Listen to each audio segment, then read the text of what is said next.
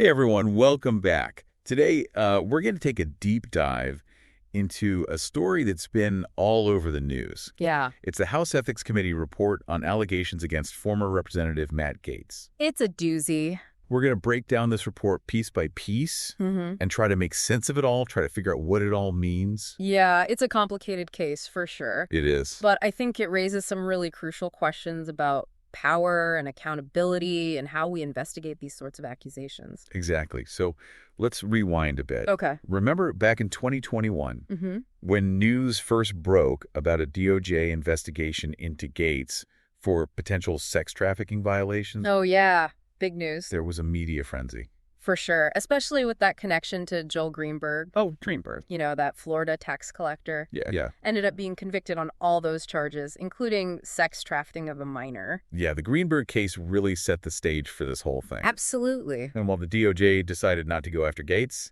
the House Ethics Committee launched their own investigation. They sure did. Focusing on potential violations of House rules, state laws, standards of conduct. So a different focus, but still potentially serious consequences. Oh, yeah, for sure. And that's where this report gets really interesting. Lay it on me. It dives deep into Gaetz' relationship with Greenberg Okay. and how they were both involved with these women they met through this website, seekingarrangement.com. Oh, the one often associated with sugar dating. Exactly, that's the one. So that becomes a key element. A key element of this story. And the report says that Gaetz paid tens of thousands of dollars to these women. Tens of thousands. Through platforms like Venmo and Cash App, sometimes using pseudonyms. Yeah, using fake names. Why all the secrecy? What was he trying to hide? Exactly right. It's like a trail of digital breadcrumbs. Absolutely. The report has some pretty specific examples, like Gaetz reimbursing Greenberg for expenses related to these women, and then there's these text messages mentioning customer appreciation. It's all pretty eyebrow-raising stuff. It is. But, this isn't just speculation. This is documented in the report. Oh, yeah, hard evidence. Based on evidence they uncovered. Now, let's talk about the most serious allegation, that Gaetz had sex with a 17-year-old girl at a party. Yeah, that's a tough one. The report lays out some pretty detailed evidence, witness testimonies, Right. placing Gaetz at this party, and they describe the encounter. And that includes the victim's own account. Wow. She testified that she received a $400 cash payment from Gaetz that night. And Gaetz, I assume, denied the allegation. Of course, but he refused to answer any specific questions about it under oath. Not a good look. Not really. The report also shines a light on Gaetz' alleged drug use. Oh, yeah. They found substantial evidence suggesting he used illegal drugs.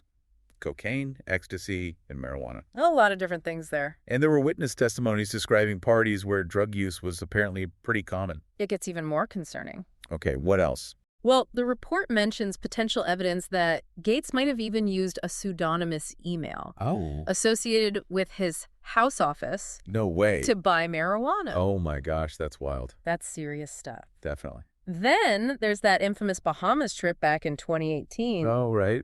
The report says a Gaetz associate paid for all the travel and accommodation.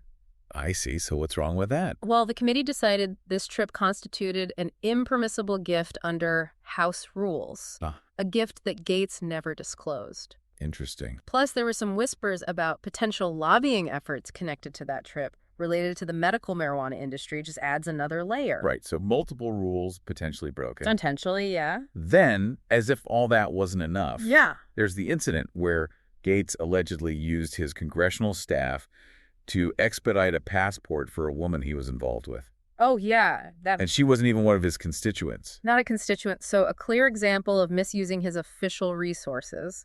Definitely frowned upon, to say the least. And then there's Gaetz' efforts to, let's just say, hinder the investigation. Yeah, trying to throw a wrench in the works. He missed deadlines, refused to testify under oath, even demanded that the committee investigate these supposed leaks. Right, for which they found no evidence. So it seems like he was trying to obstruct their investigation. Every step of the way. So after all that back and forth, Mm-hmm. the committee concluded their investigation and released their findings. And let me tell you, they are not pretty. They're not good. They found substantial evidence for just about every single allegation against Gaetz. Oh. Engaging in commercial sex acts, sexual activity with a minor, using illegal drugs, accepting impermissible gifts, misusing official resources. That's a lot. And, of course, obstructing the investigation. It's a lot to take in. It is. But before we get into what it all means, Yeah. we need to pause for a moment. Take a breather. And unpack these findings in more detail. So when we come back in part 2, we'll dive deeper into the aftermath of this report. Sounds good. The political fallout, and what it all means for the future of these types of ethics investigations. Can't wait. Stay tuned. Stay with us. Welcome back. Last time we left off with the House Ethics Committee dropping this bombshell report. Yeah. With some pretty damning findings against Matt Gaetz. Yeah, it's a lot to process. It is. But it doesn't end there. No, it doesn't. This report has stirred up a hornet's nest. Yeah. Both legally and politically. Oh, yeah. There's a lot to unpack. There is. So let's dig in. Let's do it. One of the biggest things that jumps out at me is the Department of Justice's role in all of this. The DOJ. Remember, they initially asked the House Ethics Committee to hold off on their investigation. Yeah, to pump the brakes. While the DOJ did their own thing. Right. But then they refused to hand over any of their evidence. Any substantial evidence? Even after they decided not to charge Gaetz. Which is wild. It's baffling. They cited all these internal policies about protecting people who haven't been charged. Right. Concerns about scaring off future victims and stuff. Yeah, I get that. But come on, the House Ethics Committee has a pretty important job, too. Absolutely. They're supposed to be the watchdogs. Right. Making sure everyone in Congress is playing by the rules. And that's why this lack of cooperation from the DOJ is so troubling. Yeah. It really makes you question whether Congress can actually hold its members accountable when you've got federal law enforcement involved. Yeah, it's almost like they're stepping on each other's toes. It's a jurisdictional tug of war. It is. With huge implications for future ethics investigations. Let's switch gears for a second and talk about how Gaetz has reacted to all this. Okay. I mean, this guy has never been one to shy away from the limelight. Never. And he's been pretty vocal about denying everything. Of course. And criticizing the investigation. Absolutely. He's called it a witch hunt. Right. Said it's all orchestrated by his political enemies. He keeps saying the DOJ has exonerated him. Yeah. Which, as we discuss, is not really the full picture. Not quite. He also tried to play the victim card. Saying it was all about leaks. Right. Accusing the committee of being politically motivated. But remember, they were pretty adamant that they found zero evidence of any leaks. Zero evidence. Coming from their side. It's fascinating how his defense is played out in the court of public opinion. Yeah. Especially given his reputation. Right. You know, he's known for his fiery rhetoric. Oh, yeah. And those close ties to former President Trump. Right. He's a polarizing figure. He is, to say the least. To say the least. And this whole case has become a political football.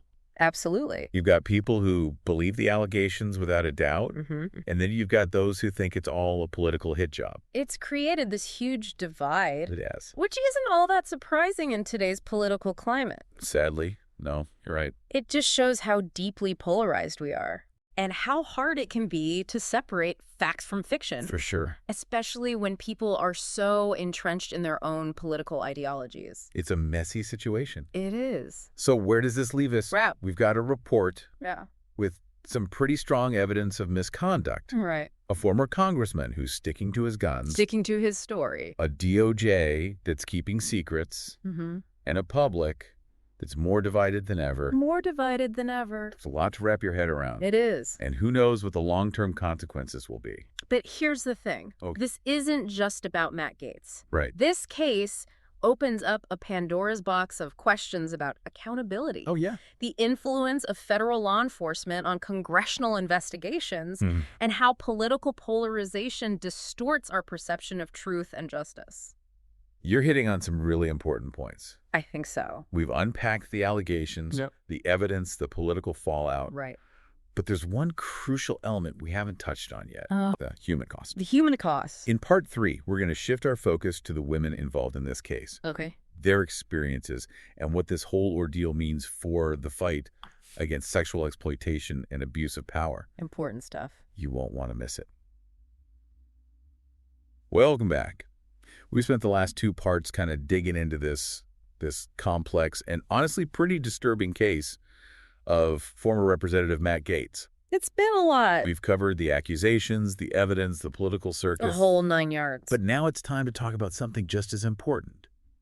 the human side of this story. Yeah, absolutely. It's easy to get lost in the legal stuff and the political stuff, but the center of this are real people. Real people. Whose lives have been impacted by this. And in some cases, pretty deeply. The women involved, many of whom were young and vulnerable. Yeah. They've faced intense scrutiny. Judgment. Threats, even.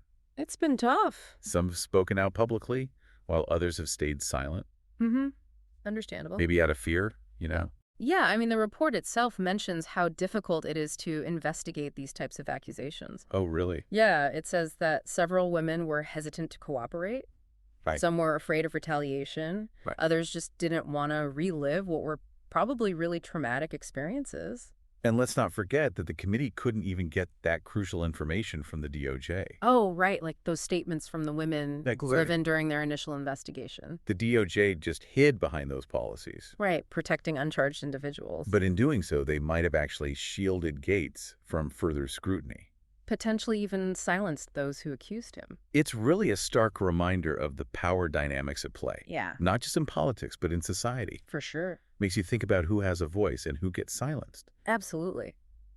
And the report, you know, it doesn't shy away from the fact that Gaetz's relationships with these women were transactional. Oh, yeah. It talks about how he paid them for sex, using apps, fake names, even had his staff run errands for them. It's all right there in the report. It highlights the role of drugs and alcohol, too. Yeah. Some women even suggesting that, you know, they felt their ability to consent was compromised. It's a murky area. Murky, for sure. Especially when you have such a power imbalance. Yeah. Drugs and alcohol just complicate things further. Absolutely. I think it seems pretty clear that some of these women felt pressured Yeah. or coerced, even if they didn't explicitly say it.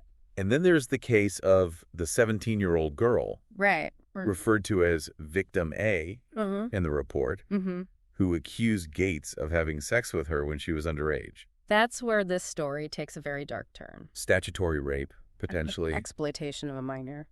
Gaetz has always denied it, of course, Vehemently. but he also refused to answer questions about it under oath. And remember, the committee found substantial evidence to support her allegation. Right. Based on those witness testimonies and all the other evidence. Makes you wonder about the long-term impact on her. Yeah, Victim A. The trauma of the abuse, the public scrutiny. The fact that he was never charged. It's a lot to deal with. It's a tough reality. This isn't just some abstract legal issue, right? No. These are real people, real experiences. With consequences. Potentially lifelong. So where do we go from here? Tough question. What does it all mean? I think this case is a harsh reminder of how vulnerable, especially young women, are to this kind of exploitation, abuse of power. Yeah. Exposes the flaws in a system that seems to protect the powerful. Yeah. Makes you wonder if we even have the right ways to hold our elected officials accountable. It also highlights how challenging it is to really understand consent and address the lasting trauma of sexual abuse, even within the legal system. You know, the fact that Gaetz never faced any charges, despite the committee's findings, says a lot about the uphill battle victims face when the accused is powerful. Food for thought, for sure. This case should be a wake-up call. I think so, too. It should spark a real conversation. A conversation about what? Power, consent, accountability. Yeah. We need to look at the systems in place, advocate for victims, demand more from our elected officials. Absolutely. It's a reminder that behind every headline, behind every scandal, are human stories. Human stories. Stories that need our attention. Our empathy. As we wrap up this deep dive, we hope you walk away with a sense of knowledge, responsibility, stay engaged, keep asking those tough questions, never stop demanding justice and accountability from those in power. That's it for this episode. Thanks for joining us. Thanks for joining us on this deep dive. See you next time.